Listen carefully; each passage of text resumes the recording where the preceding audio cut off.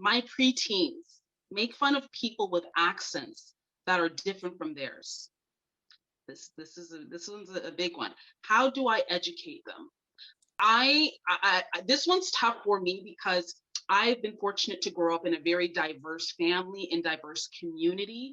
So accents was something that, to be honest, I didn't even realize until I was taken out of that environment and saw how people reacted to different accents. But I've joked with some of the people at Altis.Excel about, Christmas or Thanksgiving, you hear all different kinds of accents, Trinidadian, Ugandan, British, realize that's not the reality for a lot of folks. So can we educate our children when it comes to accents that are different than ours? Well, a lot of the times the accent is really, it's basically someone has learned a second language that wasn't their first language.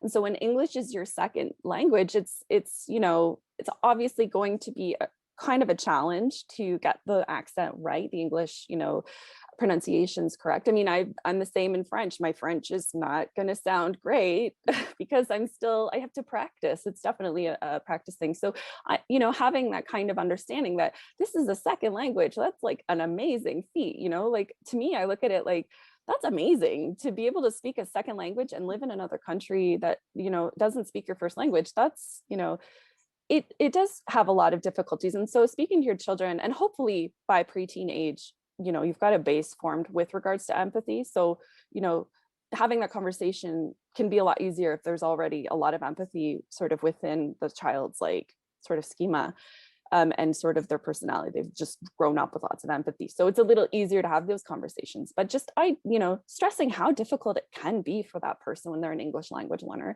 but then also the benefits of knowing multiple languages, like, more better, you can access to jobs and travel opportunities.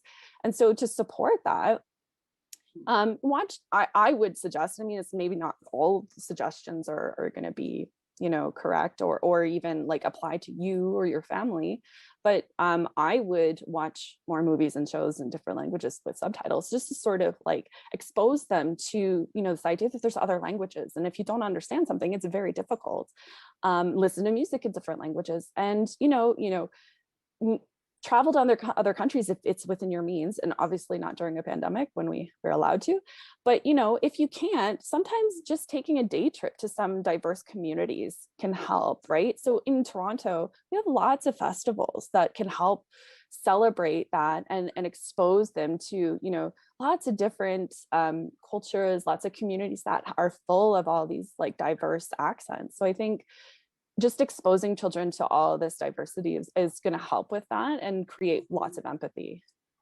Absolutely. Someone mentioned in the comment I just saw, always like consider and take into account the bravery it takes for someone, who has an accent that's different than yours, to speak up and to show up in their work. And I think, Kathryn, you mentioned too, like we all have accents, right? And so I think it comes back to what you said earlier, Kerri, about raising children that understand that the world doesn't revolve around you, and that there are people that look and speak differently than you, because when they get older and if they have an idea that the world revolves around us, well, we see the problem with that, right? And I also like what you said about the value, like the value of someone who speaks multiple language, what they bring to an organization, what they bring to your learning experience. That professor who's up there lecturing to you with that accent, he's up there because he knows his stuff.